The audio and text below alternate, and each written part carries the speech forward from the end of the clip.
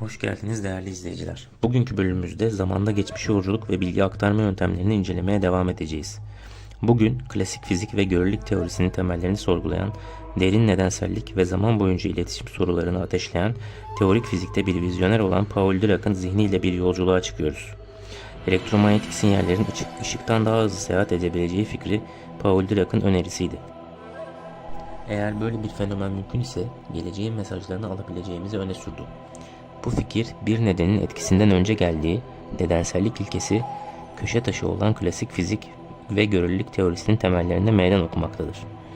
Şimdi sebep ve sonuç anlayışımızı sınırlarına kadar zorlayan bir düşünce deneyinde ilerlememize izin verin.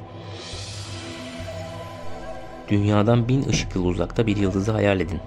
Bu yıldızın ışığı kozmosta 1000 yıl süren bir yolculuğa çıkar. Sonunda dünyaya ulaşır ve yeni oluşmuş bir klorofil molekülü tarafından soğurulur. Bu ışığın yolculuğunun son noktasıdır. Diyelim ki bahçemizde bir çiçek var ve bu çiçeğin rengini henüz bilmiyoruz. Bu durumu kuantum mekaniğinin ünlü Schrödinger kedisi deneyine benzetebiliriz.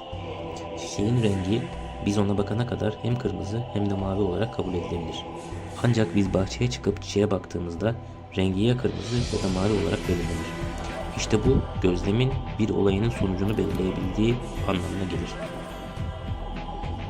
Şimdi bu fikri zaman yolculuk ve kuantum mekaniğiyle birleştirelim.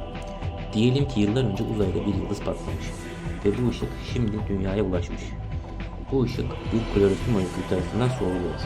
Yani molekül ışığı emiyor. Ancak burada ilginç durum, kuantum teorisi gereği bu ışığın soğurulması yani emilmesi oluyor. Bizim bu yıldızı teleskopla gözlemleme kararımıza bağlı olabilir. Yani yıldızın ışığının soğurulması bizim bu gözlem kararımız tarafından tetiklenmiş olabilir. Bu klasik nedensellik anlayışını alt üst eder. Çünkü normalde geçmişteki bir olay gelecekteki bir karardan etkilenemez. Bu düşünce zamanın doğrusal olmadığı ve gelecekteki olayların geçmişi etkileyebileceği fikrini ortaya koyuyor. Paul Dirac'ın fikirleriyle daha önce tartıştığımız zaman boyunca geriye dönük nedensellik ve iletişim kavramı ile paralellikler çizerek fizikteki başka bir çığıracağı kavramı da incelemek oldukça ilginç olur. Bell eşitsizliği ve kuantum mekaniği ile yerellik üzerine etkileri. Bell'in teoremi yerel gerçekçiliğin doğru olduğu durumda geçerli olması gereken yerel gizli değişkenler varsayımına dayanarak matematiksel olarak Bell'in eşitsizliklerinde özetlenmiştir. Kuantum mekaniği Bell eşitsizliğinin belirli koşullar altında ihlal edileceğini öngörüyor.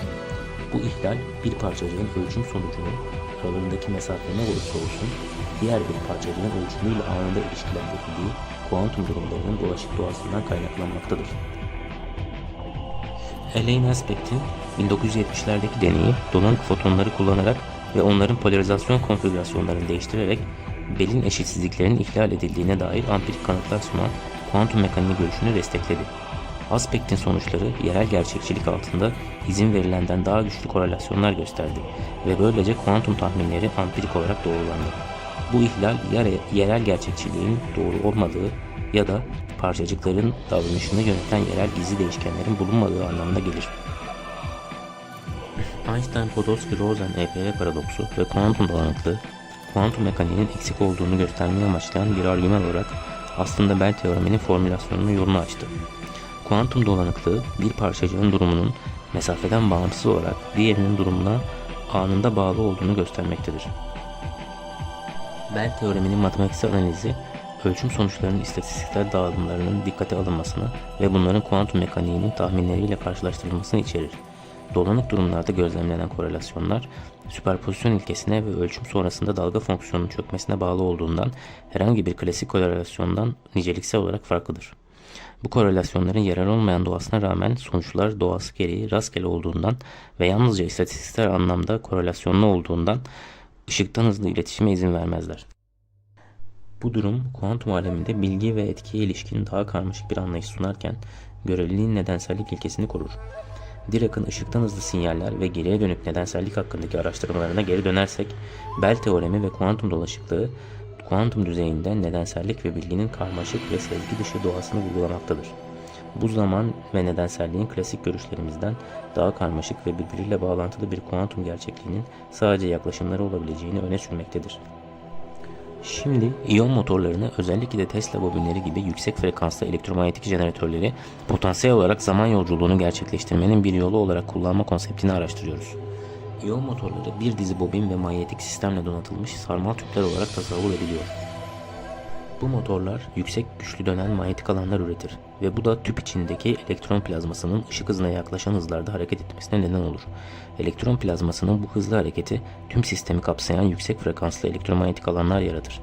Tüpteki elektron plazması sınır frekans bandına ulaştığında güç alanları uzay zamanın kütle çekim alanıyla rezonansa girer. Elektromanyetik ve yerçekim alanlarının birleşmesi uzay zaman geometrisinin manipülasyonuna olanak tanır ve teorik olarak büyük mesafeler ve zamanlar kat etmeyi mümkün kılar. Tesla bobinlerinin oluşturduğu yüksek frekanslı elektromanyetik alanlardan bu amaçla yararlanılabilir. Aktivasyon sırasında elektrik alanı yatay, manyetik alan ise dikeydir.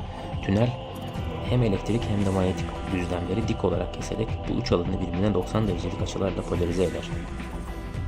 Manyetik enerjinin artmasıyla birlikte yapay solucan deliği tünelleri oluşur ve o noktada uzay zaman içe doğru bükülerek nesnelerin bu kavisli uzay zaman geometrisi içerisinde ilerleyerek kaybolmasına olanak tanır.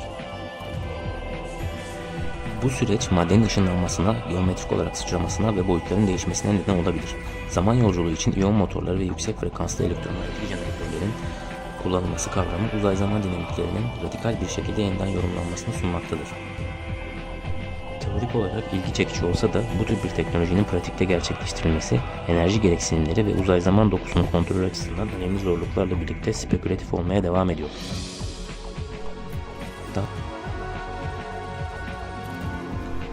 fazla uzay zaman üzerine derinlemesine videolar için beğenmeyi, paylaşmayı ve abone olmayı unutmayın. Bir sonraki sefere kadar evrenin dizaynları üzerine düşünmeye devam edin. Görüşmek üzere.